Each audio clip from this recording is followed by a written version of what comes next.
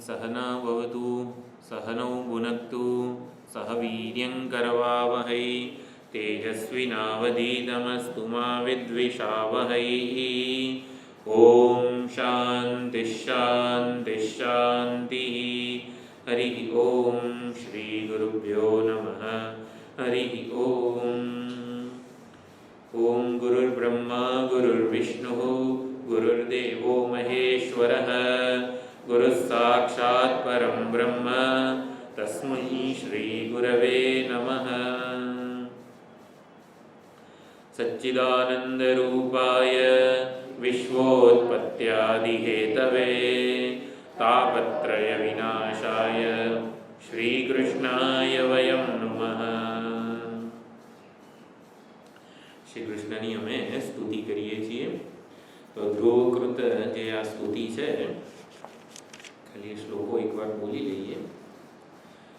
યોऽन्तઃ પ્રવિશ્ય મમ વાચમિમાં પ્રસુપ્તાં સંજીવયત્યખિલશક્તિધરસ્વધામ્ના अन्यांश्च हस्तचरणश्रवणत्वगादीन् प्राणान् नमो भगवते पुरुषाय तुभ्यं। तो भगवान पुरुष पूर्ण पुरुषोत्तम जे छे एमने मारा नमस्कार। अंतः प्रविश्य मम वाचमिमां प्रसूप्तां। 5 વર્ષનો ધ્રુવ છે, બાળક છે, તો ભગવાન પ્રગટ થયા હોય તો શું બોલવું, શું સ્તુતિ કરવી એ પણ ખબર નથી। એટલે ભગવાને વેદમય શંખનો ગાલે સ્પર્શ કર્યો ત્યારે ધ્રુવ કહે છે કે મારી જે સૂતેલી જે વાણી છે એને તમે સંજીવિત કરી છે। સૂતેલી વાણીને સંજીવિત કરવી એટલે કેટલું મોટું, એટલે ભગવદ કૃપા વિના એ શક્ય જ નથી। ભગવદ કૃપા વિના શક્ય નથી એટલે એવું કેમ કહે છે ધ્રુવ કે નદીનો પ્રવાહ હોય એ પર્વતથી આરંભીને સમુદ્ર તરફ જતો હોય તો એ નદીના પ્રવાહને એના મૂળ જે પ્રવાહ વહી રહ્યો હોય આખો પ્રવાહ સાગરમાં નહીં પરંતુ પોતાના મૂળ ઉદ્ભવ સ્ત્રોત સુધી આપણે પહોંચાડવો હોય, જ્યાંથી નદી પ્રાદુર્ભાવ પામે છે ત્યાં મૂળ પર્વત સુધી પાછો લઈ જવો હોય તો લગભગ અશક્ય છે। તો એવી જ રીતે આ વાણી વગેરે જ્યાંથી પ્રગટ થાય છે એ પ્રગટ થાય છે, આપણે પરાવાણી, પશ્યંતી વાણી, મધ્યમા વાણી અને વૈખરી વાણી, 4 પ્રકારની વાણી છે। તો પરાવાણી એટલે કે પરમાત્મામાંથી જ આ વાણીનો પ્રાદુર્ભાવ થાય છે અને પ્રાદુર્ભાવ થઈને આ વ્યક્ત રૂપે આવી રીતે પ્રગટ થાય છે। સંસારના દરેકે દરેક વસ્તુ વિષયોનું આ એ ગુણગાન કરતી હોય છે। તો નદીને જેમ એના મૂળભૂત સ્ત્રોત તરફ લઈ જઈએ કેટલું અઘરું કાર્ય છે, એ ઈશ્વર કૃપા વગર સંભવ જ નથી। એવી રીતે વાણી આ ચૈતન્ય સ્વરૂપ પરમાત્મા એના તરફ અભિમુખ બને, ભગવાનના ગુણગાન ગાય, ભગવાનનો મહિમા ગાન કરે, સ્તુતિ કરે, એ ઈશ્વરની કૃપા વગર સંભવ જ નથી। એવું ધ્રુવે અહીંયા પ્રથમ શ્લોકમાં કીધું કે મારા સર્વ હાથ, ચરણ, શ્રવણ એટલે કે કાન, નાક, ત્વચા બધા આખા વ્યક્તિત્વને ભગવાન તમે ઈશ્વર અભિમુખ બનાવી દીધું છે। એટલે કે આપણું વ્યક્તિત્વ છે સામાન્ય રીતે આપણા શરીરનું, જગતનું ચિંતન કરતું હોય, પરંતુ ધ્રુવનું સંપૂર્ણ જે આ શરીર છે ચિન્મય થઈ ગયું ભગવાનના અનુગ્રહને લીધે। તો એવું અહીંયા ભગવાનના અનુગ્રહનું સ્મરણ કર્યું પ્રથમ શ્લોકમાં। અને પછી બીજા શ્લોકમાં ભગવાન એક જ છે અને છતાં પણ અનેક રૂપે ભગવાન પ્રગટ થઈને અનુગ્રહ કરી રહ્યા છો, એ બીજા શ્લોકમાં કીધું।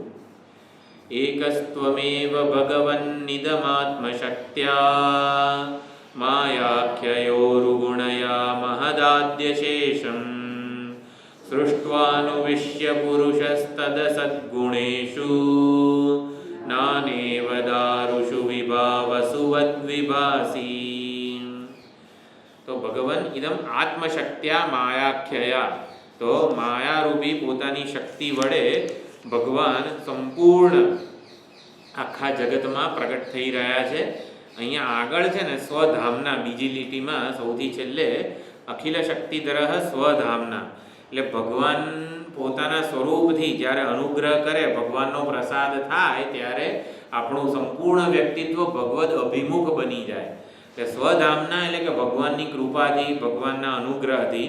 અને ઇદમાત્મશક્યા માયાખ્યયા એટલે ભગવાન પોતાની માયા વડે શું કરે છે અને પોતાના અનુગ્રહ વડે શું કરે છે? તો ભગવાનનો અનુગ્રહ થાય તો જ આપણા કાન, આપણી આંખ વગેરે બધું જે છે એ ભગવાન તરફ વળે, ભગવાન તરફ આપણી દ્રષ્ટિ અભિમુખ થાય, દ્રષ્ટિ કેન્દ્રિત થાય, ભગવાનનું ધ્યાન કેન્દ્રિત થાય ભગવાનમાં. અને જો ભગવાન આ માયા વડે ભગવદ વિમુખ બની જવાય છે, એટલે માયામય જે ઇન્દ્રિયો જે છે એ બધું જગતનું વગેરેનું દર્શન કરતી હોય છે. એટલે પુરુષ તદ અસદગુણેશુ, અસદગુણેશુ એટલે સત્વ રજસ તમસ વગેરે જે સંપૂર્ણ જે જગત છે એમાં આવી રીતે ભગવાનની માયાને લીધે બહિર્મુખ બની જવાય છે. ભગવાનના અનુગ્રહથી જ અંતર્મુખ બનાય. ભગવાનની જે આ માયા છે એના વડે જો પ્રભાવિત થઈ જઈએ તો બહિર્મુખ થઈ જવાય. નાનેવ દારુષુ વિભાવસુ વદ વિભાસી, જેમ વિભાવસુ એટલે અગ્નિ, અગ્નિ પોતે એક છે, નિરાકાર છે, છતાં અનેક પ્રકારના લાકડાઓ હોય, જેવું ઈંધણ હોય એવો આકાર ધારણ કરી લે. તો ભગવાનની જે આ માયા શક્તિ છે એને લીધે ભગવાન જે નામ રૂપ હોય ને એ રૂપે એ પ્રગટ થઈ જાય છે. આવી રીતે સ્તુતિ કરે છે. પછી ત્રીજા શ્લોકમાં એટલે તે અધિષ્ઠાન દેવતાઓ જે છે એ રૂપે ભગવાનનો જ અનુગ્રહ થઈ રહ્યો છે એવું અહીંયા બીજા શ્લોકમાં કીધું. એટલે ઇન્દ્ર, અગ્નિ, આ પૃથ્વી છે ધારણ કરી રહી છે તો એ ઈશ્વરની કૃપા જ છે. ઈશ્વરની માયા શક્તિ વડે, માયા વડે ભગવાન અંતર્યામી થઈને પૃથ્વીમાં ધારણ શક્તિનું આધાન કરી રહ્યા છે. શિવજીનું જે તાંડવ નૃત્ય છે, મહીપાદા ગાતા, જે 16મો શ્લોક છે શિવ મહિમ્નનો, મહીપાદા ગાતા વ્રજતી સહસા સંશય પદમ. એટલે ભગવાન જો તાંડવ નૃત્ય ના કરે ને તો સૃષ્ટિનો પ્રલય થઈ જાય. ભગવાન તાંડવની શરૂઆત કરે તો નવ સર્જન થાય, સૃષ્ટિની શરૂઆત થાય. ભગવાન તાંડવ ચાલુ રાખે તો સૃષ્ટિનું આખો સ્થિતિ જળવાઈ રહે. એટલે તાંડવ એટલે મહીપાદા ગાતા, આ ભગવાન તાંડવ કરી રહ્યા છે ને, એટલે ભગવાન જે તાંડવ જે પગની થપાટો આપે છે એના દ્વારા પૃથ્વીમાં ધારણ શક્તિનું આધાન કરે છે. પૃથ્વી એમને ધારણ ના કરી શકે. જો તાંડવ ના કરે ને તો પૃથ્વી ધારણ ના કરે. એ તાંડવ કરવા દ્વારા ભગવાન પૃથ્વીને ધારણ શક્તિ પ્રદાન કરે છે. સ્વર્ગને જે જટાઓ જે છે એ સ્વર્ગ ફંગોળાઈ જતું હોય, મુહુહુ દેવહુ દેવસ્થમ યાતિ, મુહુર્દેવો દેવસ્થમ યાત તેની વૃદ્ધ જટા તાડિત ટટા. ભગવાનની જટા ખુલી જાય છે તાંડવ વખતે, અને એ વખતે જટાના ખુલ્લા જે આ કેશ હોય એનાથી સ્વર્ગ ફંગોળાય છે. સ્વર્ગ ફંગોળાય છે એના કરતાં સમજવાનું એવું કે સ્વર્ગને પણ આધાર આપી રહ્યા છે, અને હાથ વગેરે જે આમ તેમ ફરતા હોય એના દ્વારા અંતરિક્ષને આધાર આપી રહ્યા છે, આકાશને અવકાશ પ્રદાન કરવાની શક્તિ આપી રહ્યા છે. ભગવાન તાંડવ નૃત્ય વડે સમગ્ર જગતનું સંચાલન કરે છે. આપણને એવું લાગે કે આ પૃથ્વી, ઇન્દ્ર, વરુણ, અગ્નિ આ બધા પોતે આવી રીતે ધારણ કરી રહ્યા છે કે ના, ભગવાન તાંડવ દ્વારા એમને બધું પોતાનું સામર્થ્ય જે છે એ આપી રહ્યા છે એવું બીજા શ્લોકમાં કીધું. અને હવે ત્રીજા શ્લોકમાં કીધું હતું કે બ્રહ્માજી એટલે ખાલી ઇન્દ્ર, વરુણ, અગ્નિ વગેરે દેવોને નહીં, બ્રહ્માજીને પણ જગતનું સર્જન કરવાનું સામર્થ્ય જે ભગવાન તમે જ આપો છો. એટલે એ અહીંયા ત્રીજા શ્લોકમાં કીધું, ત્વદ્દત્તયા વયુનયેદમચષ્ટ વિશ્વં સુપ્ત પ્રબુદ્ધ ઇવ નાથ ભવત પ્રપન્નઃ તસ્યાપવર્ગ્ય શરણં તવ પાદમૂલં વિસ્મર્યતે કૃતવિદા કથમાર્તબંધો. ત્વદ્દત્તયા વયુનયા, વયુનયા એટલે કે જ્ઞાન વડે, એટલે ભગવાન આપેલા જ્ઞાન વડે. એટલે બ્રહ્માજી જ્યારે એમને નાભી કમળમાંથી પ્રગટ થયા ત્યારે બ્રહ્માજીને કશું જ જ્ઞાન નહોતું, અને ત્યારે બ્રહ્માજી આર્ત ભક્ત ભગવાનની શરણે ગયા એટલે ભગવાને વેદોનું આખું ગ્રહણ કરાવ્યું. ભગવાને વેદોનો ઉપદેશ આપ્યો એટલે સર્જન કઈ રીતે કરવું ને એનું જ્ઞાન આપ્યું.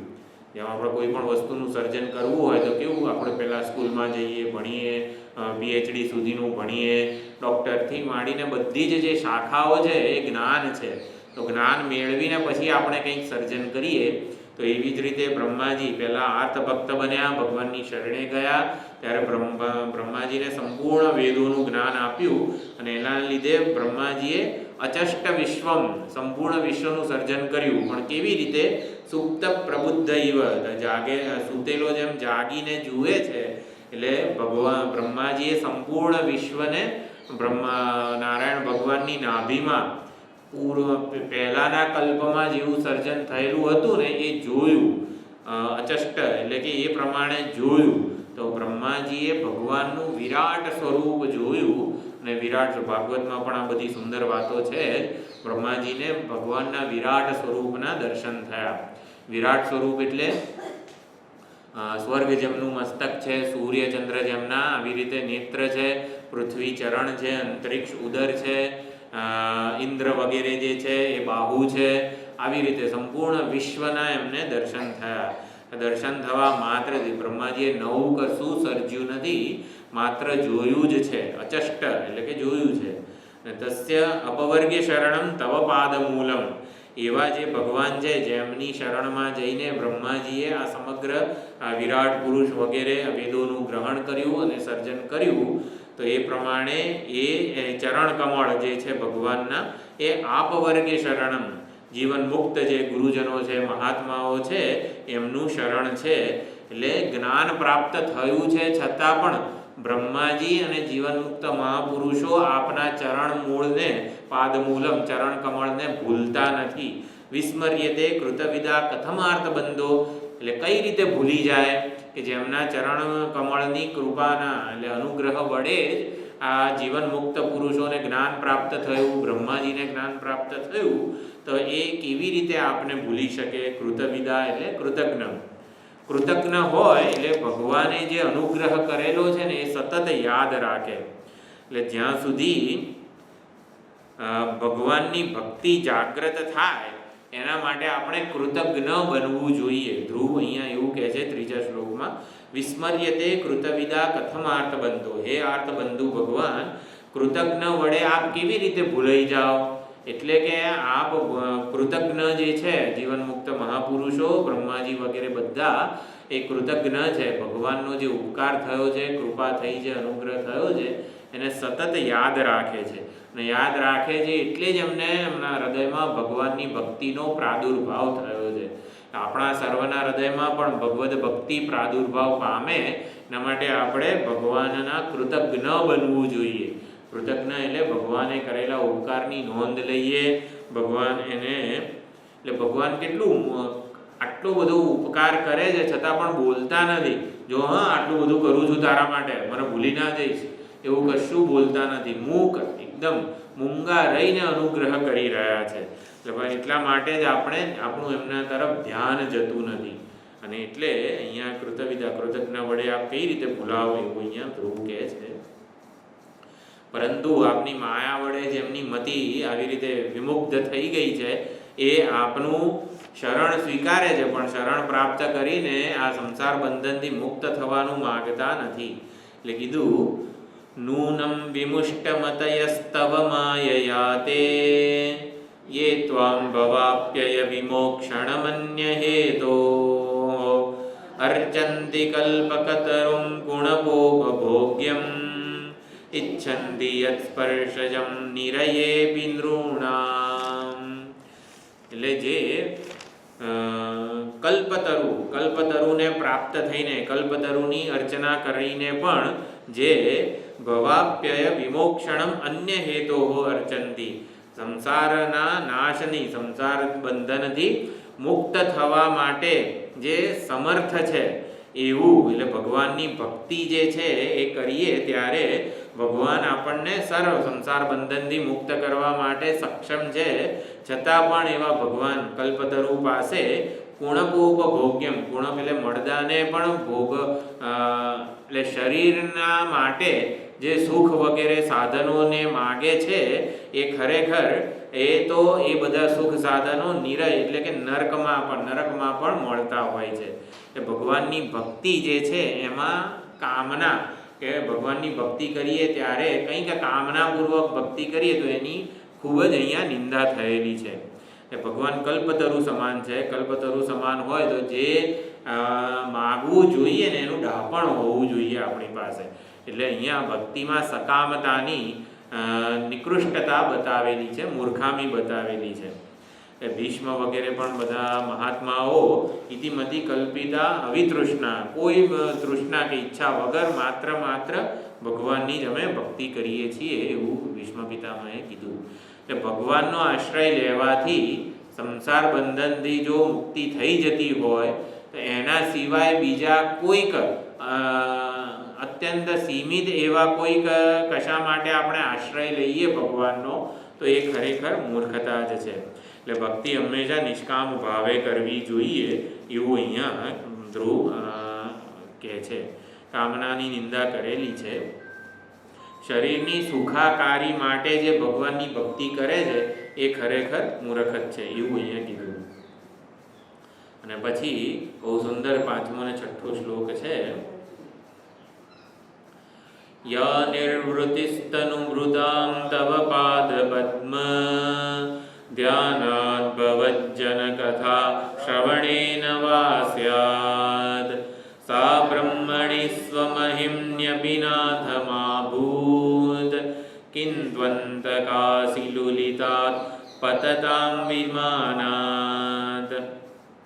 અહીંયા ભગવાનના ચરણ કમળનું ધ્યાન, તવ પાદ પદ્મ ધ્યાનાત અને ભવજ્જન કથા શ્રવણેન વા, એટલે આપના ચરણ કમળના ધ્યાનથી અને આપના ભક્તોની કથાના શ્રવણથી યા નિર્વૃત્તિ, નિર્વૃત્તિ એટલે આનંદ, જે આનંદ પ્રાપ્ત થાય છે આપના ચરણ કમળના ધ્યાનથી અને આપની કથાના શ્રવણથી, આપના ભક્તોની કથાના શ્રવણથી જે નિર્વૃત્તિ, જે નિરાંત, જે શાંતિ, જે સુખ, જે આનંદ પ્રાપ્ત થાય છે તે સા બ્રહ્મણી સ્વમહિમની અપી નાથમાભૂત, એ નાદ એ બ્રહ્મમાં એટલે કે નિર્ગુણ સ્વરૂપમાં પણ નથી. અને જો નિર્ગુણ સ્વરૂપમાં પણ ના હોય, ભગવાનના ધામમાં પણ ના હોય એ આનંદ, વ્રજમાં જેવો આનંદ છે એવો વૈકુંઠમાંય નથી એવું બધા વ્રજવાસીઓનો નિશ્ચય છે. બધા લોકો એવું કહે છે વ્રજવાસી જે છે એ વ્રજમાં જ આવી રીતે શ્રી કૃષ્ણ પરમાત્મા જે હતા એ જ એમના ઈષ્ટ દેવતા છે. જે મથુરા ગયા ને એ તો સાચા કૃષ્ણ હતા જ નહીં એવું બધા વ્રજવાસીઓ માને છે હજુ પણ. એટલે આ પ્રમાણે એટલે ભગવાનના સ્વરૂપમાં પણ એ આનંદ નથી જેટલો આનંદ ભગવાનના ચરણ કમળના ધ્યાનથી યોગીઓને પ્રાપ્ત થાય છે અને ભગવાનની કથાના શ્રવણથી કે ભગવાનના ભક્તોની કથાના શ્રવણથી. આજે ભગવાનની કથાનું શ્રવણ કરીએ અને આ ધ્રુવ ચરિત્ર, પ્રહલાદ ચરિત્ર, પછી આ બલિરાજાનું ચરિત્ર છે, આ બધા ચરિત્રોનું ભગવત જનકથા એટલે પરમ ભાગવત ભક્તો જે છે બધા એમનું આપણે એમની કથાનું શ્રવણ કરીએ, જેને કહેવાય ને શું છે ભક્તમાલ જે છે એ ગ્રંથ છે આખો, એમાં ભક્તોની કથા છે આખી. તો એ પ્રમાણે એ આનંદ જે છે એ તો ક્યાંથી મળે અને સ્વર્ગમાં પણ એ આનંદ ક્યાંથી મળે? એના સ્વર્ગમાં ન મળે ને એના માટે છેલ્લી લીટીમાં કીધું કિંતુ અંતક અસી, અસી એટલે તલવાર, અંતક એટલે યમરાજા. સ્વર્ગમાં ગયા હોઈએ ને તોય આનંદનું આવી રીતે જરા પણ લેશ મળતો નથી. કેમ કે ક્યારે યમરાજાની તલવાર એટલે આપણા પુણ્યો જેવા ખલાસ થાય એવી યમરાજા એટલે આપણે ત્યાં છે ને આમ પગે ચાલવાનું ના હોય સ્વર્ગમાં. સ્વર્ગમાં જઈએ ને એટલે દરેકને એક વિમાન આપી દેવામાં આવે, એ વિમાનમાં બધાએ ફરવાનું હોય ને જેવા પુણ્યો ખલાસ થાય ને એટલે યમરાજાની તલવાર સીધી આવે અને લુલિતાત પતતામ વિમાનાત, અને એ યમરાજાની તલવારે આપણા વિમાનને સીધો છેદ કરી નાખે ને પછી સીધું પડવું પડે. એટલે અહીંયા ધ્રુવ એવું કહે છે કે જે આનંદ અમને આપના ચરણ કમળના ધ્યાનથી મળે છે અને આપની કથા તથા આપના ભક્તોની કથાના શ્રવણથી મળે છે એ ભગવાન તમારા વૈકુંઠ ધામમાંય નથી અને સ્વર્ગમાં પણ નથી. સ્વર્ગમાં તો ભય કેટલો રહે, ગમે ત્યારે આમ તલવાર લટકતી આમ જોવાની આજુબાજુ કે ક્યારે આવીને આપણને આપણા વિમાનને આવી રીતે નષ્ટ કરી નાખતી નથી. એટલે ભગવાનની કથાનું બધા જે શ્લોક ગાઓ છો ગોપી ગીતમાં, તવ કથામૃતમ તપ્ત જીવનમ કવિ બિરીડિતમ કલ્મષાપહમ શ્રવણ મંગલમ શ્રીમદાતતમ ભુવિ ગુણંતિ તે ભૂરિદા જના. તવ કથામૃતમ તપ્ત જીવનમ, એટલે અહીંયા કીધું ભગવદ કથા શ્રવણેન યા નિર્વૃત્તિ હે આનંદ, જે આનંદ મળે, જે અમૃતનો આનંદનો રસાસ્વાદ મળે, એટલે ભગવાનની કથાને અમૃત જોડે સરખાવવામાં આવેલું છે. એટલે શેના માટે? ભાઈ અમૃતના બધા ગુણો ભગવાનની કથા અને ભગવાનના ભક્તોની કથામાં રહેલા હોય. એટલે એવા કયા અમૃતના કયા ગુણો આ કથામાં રહેલા છે? તો તવ કથામૃતમ તપ્ત જીવનમ, જે સંસારના તાપથી જે આવી રીતે સંતપ્ત છે એમનું જીવન છે. અત્યંત તરસ્યો માણસ હોય, આટલી ગરમીમાં બહાર રખડતો હોય, એટલે કે મજૂર હોય, કંઈક આ વજન ઉચકેલું હોય ને જવાનું હોય, લારીમાં કેટલાય વજન ભારે ભારે બધું સામાન ઉચકીને જતા હોય ને પાણીની પરબ વગેરે કંઈક આપણે હોય, એમાંથી પાણી પીએ ત્યારે કેવો શાંતિ નિરાત હાશ પ્રાપ્ત કરતા હોય છે. એવી રીતે આપની કથા સાંભળીએ ને ત્યારે આવી નિરાત, આવી શાંતિ, આવો સંતોષ અમને બધાને મળે છે. તપ્ત જીવનમ કલ્મશાપહમ, જે કળયુગના જે પણ કલ્મશ છે, પાપ છે, એ બધા ધોવાઈ જાય છે ભગવાનની કથાના શ્રવણથી. શ્રવણ મંગલમ, જે શ્રવણ કરે છે એના માટે અત્યંત હિતકારી છે, મંગળ છે. શ્રીમદાતતમ, સંપૂર્ણ શ્રીથી આતતમ, પૂર્ણ છે. એટલે આવી રીતે આપની કથામૃત જે છે એનું પણ અહીંયા સ્તુતિ કરી અને આપણા ચરણ કમળનું ધ્યાન, આપણે ભગવદ્ ગીતાનો જે ધ્યાન શ્લોક છે, દેવાય તસ્મૈ નમઃ, શું છે? ધ્યાનાવસ્થિત ગતેન મનસા યમ બ્રહ્મા વરુણેન્દ્ર રુદ્ર મરુતઃ સ્તુન્વન્તિ દિવ્યૈસ્તવૈઃ વેદૈ સાંગ પદક્રમોપનિષદૈર ગાયન્તિ યમ સામગાઃ ધ્યાનાવસ્થિત તદગતેન મનસા પશ્યન્તિ યમ યોગિનઃ. યોગિનઃ ધ્યાન અવસ્થિત તદગતેન મનસા, ભગવાનમાં પોતાના ચિત્તને સમાહિત કરીને, ભગવાનને પોતાના હૃદય કમળમાં સ્થાપિત કરીને જે યોગીઓ આપણે દર્શન કરે છે એવા આપણે નમસ્કાર. તો ભગવાનના ચરણનું ધ્યાન, એ યોગીઓ પોતાના હૃદય કમળમાં, આપણું જે હૃદય કમળ હોય એ કમળની જે આમ પાંખડીઓ હોય, એ પાંખડીઓ ઉપર ભગવાનના ચરણ કમળની સ્થાપના કરે છે, આમ પ્રાણ પ્રતિષ્ઠા કરે છે. એટલે કે પોતાના હૃદય કમળમાં ભગવાનના ચરણના અગ્રભાગ, નખ જ્યોતિ વગેરે જે છે ને એનું ધ્યાન કરતા હોય છે. અને એ ધ્યાનથી પોતાનો જે અજ્ઞાન છે એનો નાશ કરતા હોય છે. એટલે હૃદય ગુફા કીધેલી છે. હૃદયને ગુફા સાથે, ગુફામાં કેવું હોય? અંધારું હોય. અને ગુફાનું અંધારું દૂર કરવું હોય ને તો આવી રીતે સૂર્યોદય થાય એની રાહ જોવી પડે.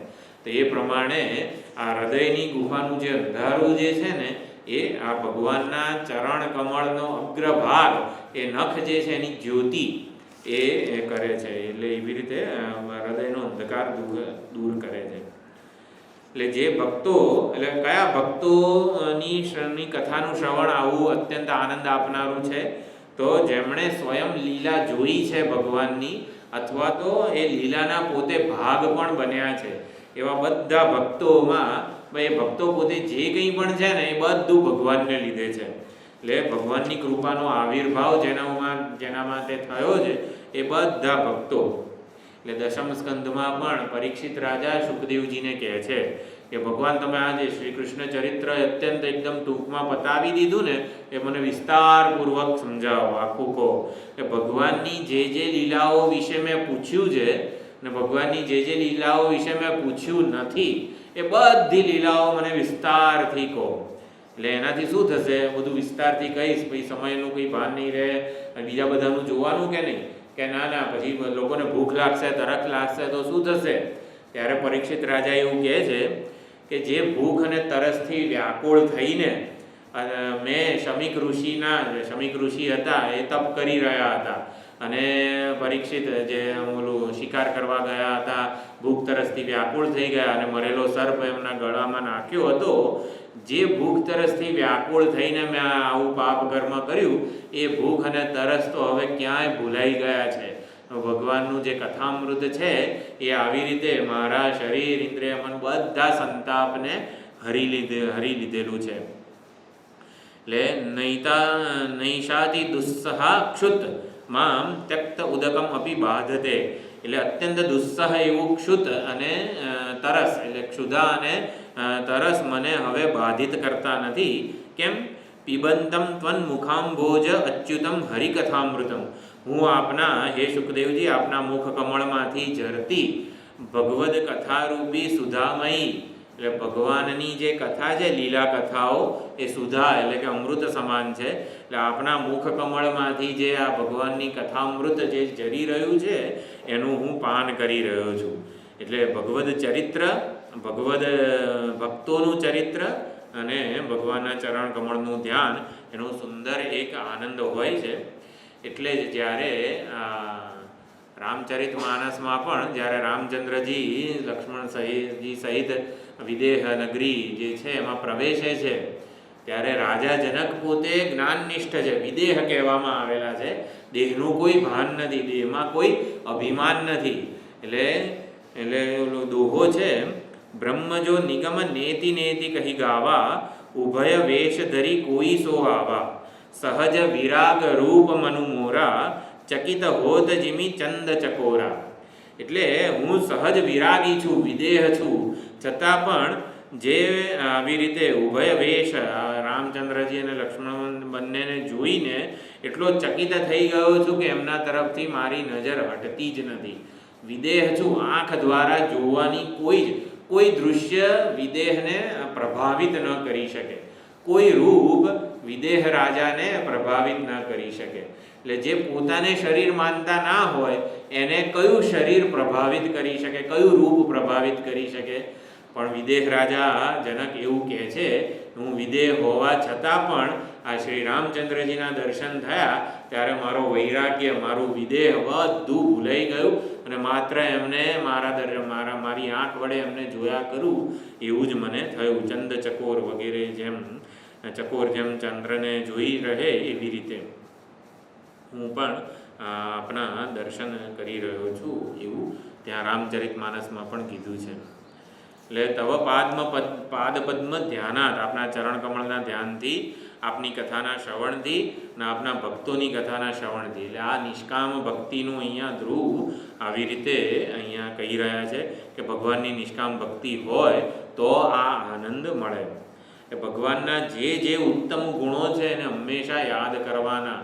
જે આપણે નારાયણાષ્ટક અત્યારે જોયું, પહેલાં વાત્સલ્યાત અભયપ્રદાન સમયાત આર્તાર્થી નિર્વાપણાત ઔદાર્યાત અઘશોષણ, એટલે પાપનું શોષણ કરનારા, વાત્સલ્ય, ઉદાર, સૌંદર્ય, માધુર્ય, ભગવાનના જે ગુણો છે, અત્યંત કૃપાળુ છે, સૌહાર્દ એટલે કે સુહૃદ એને કહેવાય કે જે કોઈ પણ વળતા ઉપકારની અપેક્ષા વગર ઉપકાર કરે. એટલે સૂર્ય ભગવાન છે એને આપણે સવારે અર્ઘ્ય અર્પણ કરીએ કે ના કરીએ એ પોતાના સમયે ઉદય પામે છે. એટલે સૂર્ય વગેરે જે છે આખી કુદરત એ રીતે સુહૃદ છે. એટલે ભગવાનના જે આ પરિબળો છે બધા ભગવાન એ રીતે સુહૃદ છે. એટલે એમના ધ્યાનથી, શ્રવણથી જે રસાનંદ વગેરે મળે છે એ બીજે ક્યાંયથી મળતો નથી. અને એટલે જ સુંદરકાંડમાં પણ કીધું, ભક્તિમ પ્રયચ્છ રઘુપુંગવ નિર્ભરામ મે કામાદિદોષ રહિતમ ગુરુમાનસમ ચ નાન્યા સ્પૃહા રઘુપતે હૃદયે સ્મદીયે સત્યમ વદામિ ચ ભવાન અખિલાંતરાત્મા. હે ભગવાન રામ, મને આપની આવી રીતે નિષ્કપટ ભક્તિ પ્રદાન કરો. નાન્ય સ્પૃહા, બીજી કોઈ જ મારા હૃદયમાં સ્પૃહા નથી અને આપ જાણો જ છો અને અંતરાત્મા છો. અને મને આવી રીતે ભક્તિમ પ્રયચ્છ રઘુપુંગવ મને નિર્ભર ભક્તિ પ્રદાન કરો. નિર્ભર એટલે નિર્મળ, કોઈ જ પ્રકારની એમાં સ્વાર્થ કે કામના ન હોય એવી નિર્ભર ભક્તિ પ્રદાન કરો હે રઘુપુંગવ. એવું ત્યાં પણ એટલે ભગવાનની ભક્તિ આવી રીતે ભગવદ્ કથા શ્રવણથી પ્રાપ્ત થતી હોય છે, બીજી કોઈ રીતે ભગવાનની ભક્તિ પ્રાપ્ત થતી નથી. અને એટલે ભગવાનની કથાનું શ્રવણ ક્યારે થાય?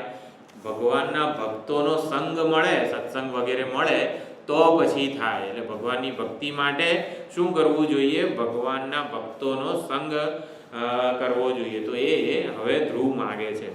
એટલે પહેલો શ્લોક જે અત્યંત પ્રસિદ્ધ છે એ આપણે કંઠસ્થ કરવો જોઈએ, કારણ કે આપણા સંપૂર્ણ આપણામાં આંખ દ્વારા જોવાનું સામર્થ્ય ભગવાનનું છે, ભગવાનની કૃપા હોય તો જ આંખ જોઈ શકે, કાન સાંભળી શકે, એવી રીતે ત્યાં સ્તુતિ થઈ છે. એટલે પહેલો શ્લોક પણ મહત્વનો છે અને આ છઠ્ઠો શ્લોક જે છે એમાં અત્યંત ભગવાનની જે ભક્તો છે ને એનું મહત્વ અહીંયા ધ્રુવ કહે છે. એટલે આ પણ બહુ જ પ્રસિદ્ધ શ્લોક છે, આ પણ આપણે રોજની પ્રાર્થનામાં ઉમેરવો જોઈએ. ભક્તિમ મુહુઃ પ્રવહતામ ત્વયિ મે પ્રસંગઃ ભૂયાદનંત મહતામ અમલાશયાનામ યેનાંજસોલ્બણમુરુવ્યસનમ ભવાબ્ધિમ નિશ્યે ભવદ્ગુણકથા મૃતપાનમત્તઃ. બધા ભક્તોએ માગ્યું છે શું? ભગવાન પ્રગટ થાય ત્યારે. એટલે અહીંયા ભગવાન ધ્રુવ ભગવાન પાસે માગે છે. શું માગે છે? ભક્તિ મુહુઃ પ્રવહતામ ત્વયિ મે પ્રસંગ, મને પ્રસંગ પ્રકૃષ્ટ સંગ પ્રાપ્ત થાય. કોનો સંગ પ્રાપ્ત થાય? હે અનંત એ સંબોધન છે. મહતામ અમલાશયાનામ, જે મહાત્માઓ છે, ગુરુજનો છે, અને અમલ એટલે નિર્મળ આશય, આશય એટલે અંતઃકરણ, તો જેમનું હૃદય અત્યંત નિર્મળ છે એવા ભક્તોનો પ્રસંગ એટલે ઉત્કૃષ્ટ સંગ મને પ્રાપ્ત થાય. કે ગમે તેવા મહાત્માઓ ભક્તોનો સંગ પ્રાપ્ત થાય કે ના, જે યોગ સાધના કરતા હોય ને અંતર્મુખ રહેતા હોય ને ગુફામાં રહેતા હોય એવા લોકોનો નહીં, પરંતુ ત્વયિ ભક્તિમ મુહુઃ પ્રવહતામ, જેમની આપનામાં અત્યંત ઉત્કૃષ્ટ ભક્તિનું વહન કરી રહ્યા છે. એટલે કે આપની અત્યંત ઉત્કૃષ્ટ ભક્તિ જેમના હૃદય કમળમાં પ્રાદુર્ભૂત થઈ રહી છે એવા જીવનમુક્ત મહાપુરુષો અને નિર્મળ જે બધા ભક્તો છે એમનો મને પ્રસંગ હંમેશા મુહુઃ દરરોજ મળતો જ રહે. એટલે અહીંયા ધ્રુવ એવું માગે છે.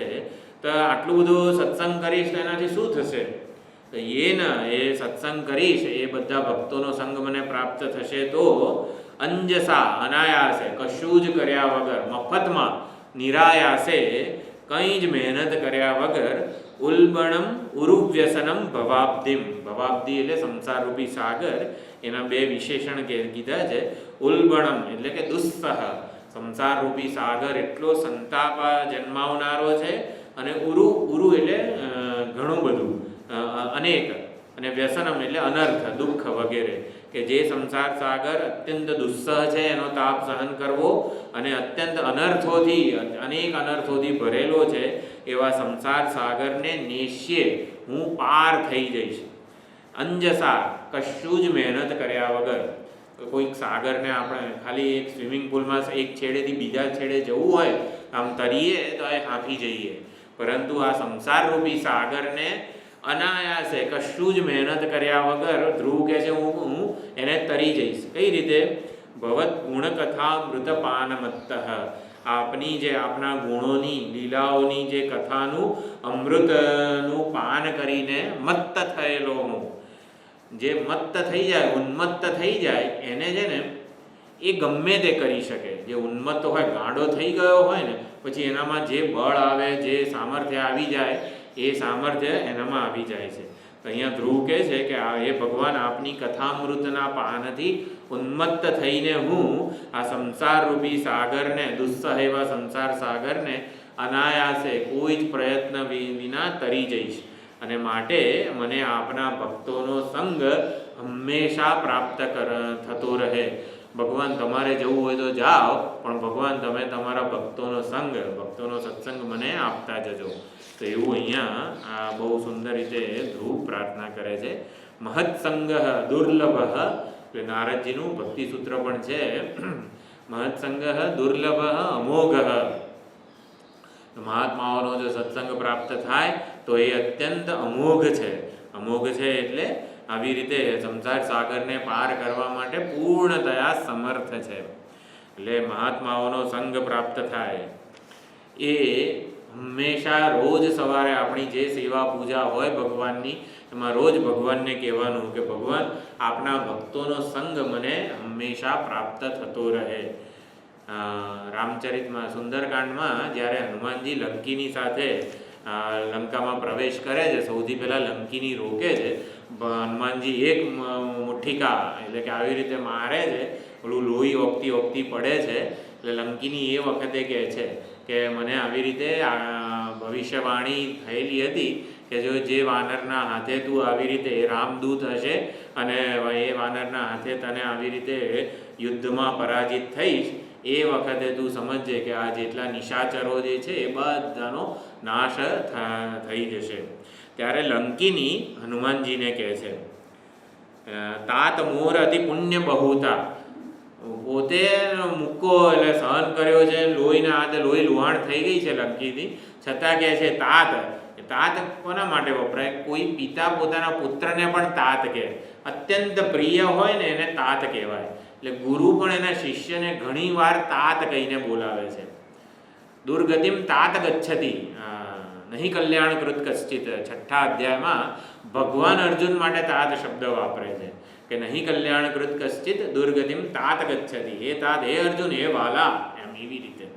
તો અહીંયા લંકીની હનુમાનજીને કહે છે તાત મોર અતિ પુણ્ય બહુતા, દેખેવું નયન રામ કર દૂતા.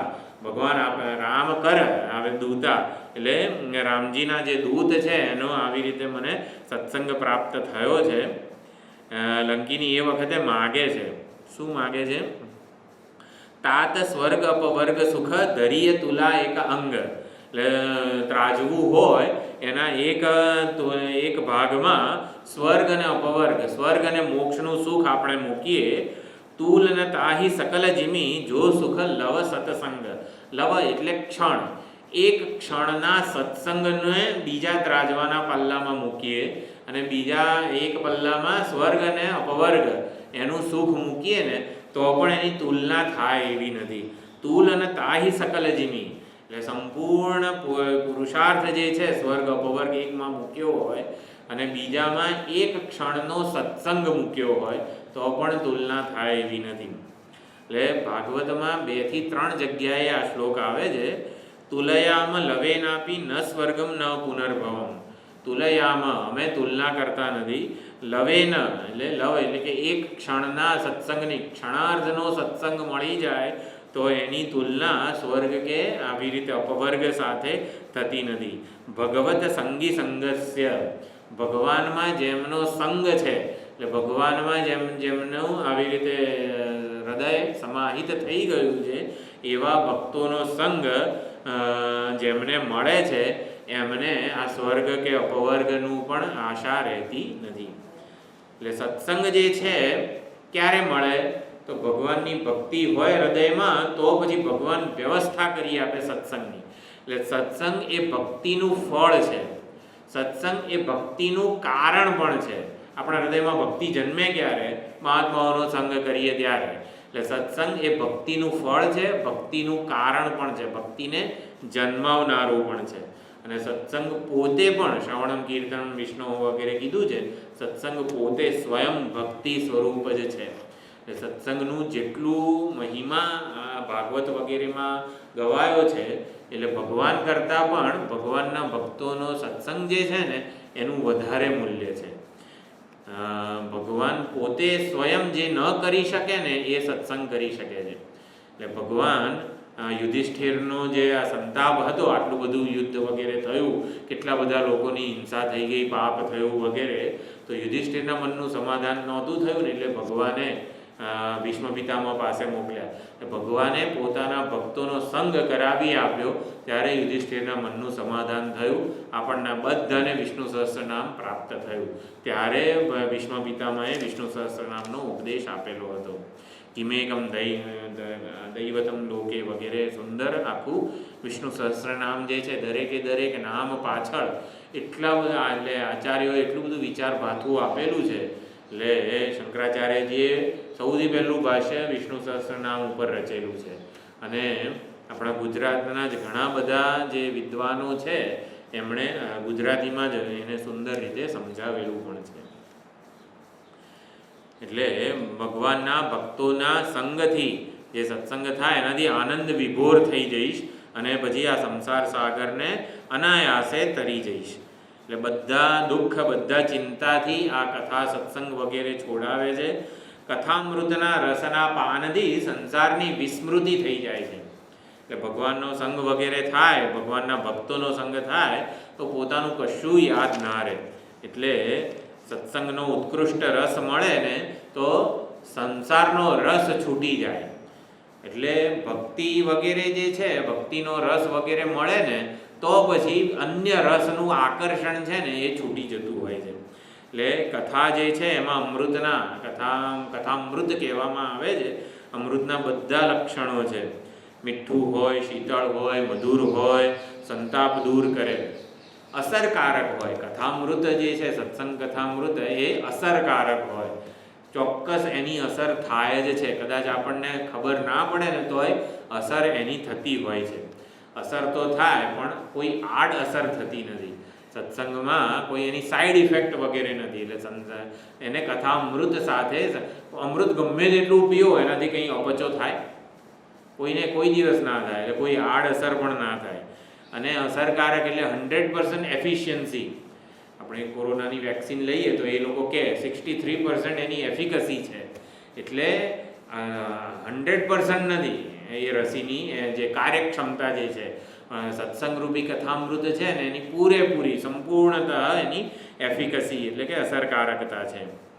સત્સંગ કથામૃત પાન માટે છે ને કંઈ છોડવું પડતું નથી. બીજું બધું કંઈક પ્રાપ્ત કરવું હોય ને તો કંઈક છોડવું પડે.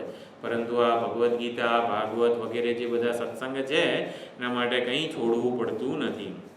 થોડા સમય માટે નહીં, કાયમ માટે એમનાથી રસ આનંદ વગેરે મળતો હોય છે. અને આપણી સુખ પ્રાપ્ત કરવાની ઈચ્છાને એ શમાવી દે છે. સંસારમાંથી આ સુખ ભોગવી લઉં, આ સુખ ભોગવી લઉં, એ ભોગ વિષય તૃષ્ણા જે છે ને એને આ સત્સંગ કથામૃત શમાવી દે છે. એટલે બધી તૃષ્ણા જે છે, ઈચ્છાઓ છે એને દૂર કરી દે છે. એટલે અહીંયા ધ્રુવ એવું માગે છે, તવ કથા શ્રવણાય, ભગવાનની કથાના શ્રવણ માટે ભગવાન તમારા ભક્તોનો ઉત્કૃષ્ટ સંગ મને પ્રાપ્ત કરાવી આપો. એટલે ભક્તિ મુહુઃ પ્રવહતામ, પ્રવહતામ એટલે સાતત્યેન કુર્વતામ, તેષામ સતતયુક્તાનામ ભજતામ પ્રીતિપૂર્વકમ. જે ભગવાનમાં સતત યુક્ત છે એવા જે છે એવા બધાનો અમને સત્સંગ પ્રાપ્ત થાય. અને અંજસા એટલે અનાયાસે, અનન્યાસ ચિંતયંતો મામ યે જનાઃ પર્યુપાસતે તેષામ નિત્યાભિયુક્તાનામ યોગક્ષેમં વહામ્યહમ. તો અહીંયા જે સતતમ કીર્તયંતો મામ યતંતશ્ચ દૃઢવ્રતાઃ, એટલે જે અહીંયા કીધું ભક્તિ મુહુઃ પ્રવહતામ, આપનામાં નિરંતર ભક્તિનું વહન કરનારા જે છે કેવા હોય? અનન્યાઃ ચિંતયંતઃ એવા હોય. સતતમ કીર્તયંતો મામ યતંતશ્ચ દૃઢવ્રતા વગેરે જે બધા ભગવદ્ ગીતામાં કીધા છે એ એવા ભક્તોનો મને સત્સંગ હંમેશા પ્રાપ્ત થાય. તો ધ્રુવને ક્યારે સત્સંગ પ્રાપ્ત થયો હતો? તો વચ્ચે જે નારદજી મળ્યા એ નારદજીના સંગથી જ મને ભગવાનની ભક્તિ મળી છે. શ્રીહરિની સુંદર ભક્તિ મારા હૃદયમાં પ્રાદુર્ભાવ પામી, ભગવાનના દર્શન થયા, સાક્ષાત્કાર થયા, ભગવાનનો અનુગ્રહ થયો. એટલે નારદજી પાસે જે સત્સંગ થયો એનાથી ભક્તિ મળી, ભક્તિ થઈ એટલા માટે ભગવાનના દર્શન થયા. અને ભગવાનના દર્શન થયા તો શું માગ્યું ધ્રુવે? પાછો સત્સંગ માગ્યો. એટલે નારદજી વગેરે જેવા ભક્તો છે એનો સત્સંગ પાછો માગ્યો. હકીકતમાં સત્સંગ ભક્તિને જન્માવે, ભક્તિ સત્સંગને જન્માવે, આ રીતે છે. બંને એકબીજાનું કાર્ય અને કારણ છે. એટલે મત્ત, હું મત્ત થઈ જઈશ. કઈ રીતે મત્ત થઈ? મત્ત એટલે તૃપ્ત, હું તૃપ્ત થઈ જઈશ. નિરસ્ત તાપત્રય, સંસારના બધા તાપથી હું મુક્ત થઈ જઈશ. એટલે કેવા ભક્તો? મહાત્માઓ છે, અમલાશયા નામ એટલે કે નિર્મળ હૃદયના છે એવા બધા ભક્તોની નિત્ય ભક્તિ મને, નિત્ય સત્સંગ મને પ્રાપ્ત થાય. એટલે ભક્તિ ચાલુ રહે તો સુખદ સંજોગો જ આવે, દુઃખદ સંજોગો ન આવે, એ પ્રમાણે અહીંયા કહે છે. એટલે સત્સંગ થતો રહેશે તો હું આ સંસારરૂપી સાગરને અનાયાસે તરી જઈશ. અનેક બધા ભયંકર દુઃખોનો સામનો કરીશ. એ પ્રમાણે કથામૃતનું પાન કરનાર મને મૃત્યુ વગેરે કે સંસારનું કોઈ દુઃખ સ્પર્શી શકશે નહીં, એવી બાંહેધરી જાણે કે અહીંયા આપે છે. અને એવા ભક્તો જે છે એ ભૂલી જાય છે. એટલે આવા જે ભક્તો જે છે એ સંસારને કઈ રીતે ભૂલી જાય છે એ આગળ કહે છે. મહત સંગથી, મહાત્માઓના સંગથી અનાયાસે સંસાર સાગરને હું તરી જઈશ એવું ધ્રુવને આપણે પૂછીએ કે તારા મનનો તુક્કો છે કે મહાત્માઓનો સંગ પ્રાપ્ત કરીને ઘણા બધા લોકો તરી ગયા છે, એવું કોઈ ઉદાહરણ છે ખરું? એટલે કોઈક નવો જ માર્ગ હોય તો આપણને એના ઉપર ચાલવામાં, એટલે આ માર્ગે કોઈ ગયું છે ખરું? તો જો કોઈ ગયું હોય ને તો પછી આપણે જઈએ. એમ મહાત્માઓના સંગથી સંસાર સાગરને તરનારા કોઈ છે ખરા? તો એ અહીંયા 7મા શ્લોકમાં ધ્રુવ કહે છે, તેન સ્મરન્ત્યતિતરાં પ્રિયમીશમર્ત્યં યે ચાન્વદસ્સુતસુહૃદ્ગૃહવિત્તદારાઃ યે ત્વબ્જનાભવદીયપદારવિન્દ સૌગંધ્યલુબ્ધહૃદયેષુ કૃતપ્રસંગાઃ. કૃતપ્રસંગાઃ, જેણે ભગવાનનો ભક્તોનો આવી રીતે ઉત્કૃષ્ટ સંગ પ્રાપ્ત કરેલો છે એ કૃતપ્રસંગાઃ. આવી રીતે ભગવાન અબ્જનાભ એટલે કે પદ્મનાભ ભગવાન છે એમના ચરણ કમળનું ભવદીય પદારવિંદ, ભવદીય એટલે કે ભગવાન આપના પદાર ચરણારવિંદના માં લુબ્ધ હૃદયેષુ, એમના ચરણારવિંદના માં અત્યંત આસક્ત થઈ જાય છે, લોભ જન્મે છે. ભગવાનના ચરણારવિંદનું ધ્યાન કરવા માટે અત્યંત લોભ જન્મે છે અને તે ન સ્મરંતી, એ પોતાના કોઈ આ શરીરનું પ્રિયમ ઈશ મર્ત્યમ, મર્ત્યમ એટલે આ શરીરને પણ સ્મરણ કરતા નથી. સુત એટલે કે પુત્ર, સુહૃદ એટલે કે બંધુ વગેરે, ગૃહ પોતાના ઘરનું સ્મરણ નથી આવતું, વિત્ત દારાહા ધન સંપત્તિ, દારા એટલે પત્ની એટલે કે પોતાના કોઈ શરીર સંબંધી જે કંઈ પણ છે ને એનું સ્મરણ કરતા નથી, સંસારનું સ્મરણ કરતા નથી. જે કૃત પ્રસંગા, આપનો જે સત્સંગ કરી રહ્યા છે, આપના ચરણારવિંદનું જે સેવન કરી રહ્યા છે એ આવી રીતે કોઈનું એમને સ્મરણ થતું જ નથી. રામચરિત માનસમાં પણ જ્યારે પુષ્પક વિમાન પર બેસીને બધા વાનરો, કેટલા બધા વાનરો હતા, પુષ્પક વિમાન કેટલું મોટું હશે, બધા અયોધ્યા પહોંચ્યા.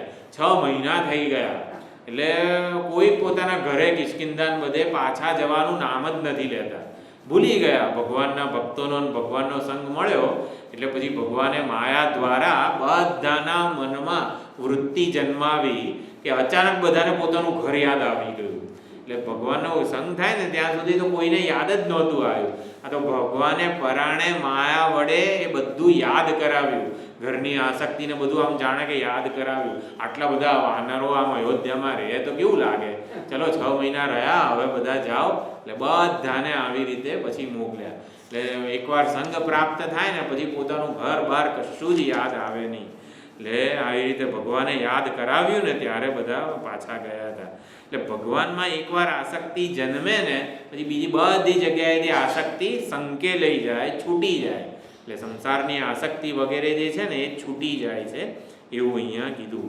એટલે ભક્તિ સંપ્રદાયમાં આસક્તિનું કેન્દ્ર બદલવાનું કહેવામાં આવે છે કે આપણને જેમાં આસક્તિ હોય, આપણને બળમાં આસક્તિ હોય તો ભગવાનનું બળ જુઓ, આપણને પરાક્રમમાં આસક્તિ હોય તો ભગવાનનું પરાક્રમ જુઓ, સૌંદર્ય, માધુર્ય, ભગવાનની વાત્સલ્ય, જે ગુણોની આસક્તિ હોય ને બધા ગુણો ભગવાનમાં જોઈએ તો સંસારમાંથી આપણી આસક્તિ છૂટી જાય. આ પ્રમાણે સુંદર ધ્રુવ સ્તુતિ છે. હજી 3 શ્લોકો છે, આવતી વખતે જોઈશું.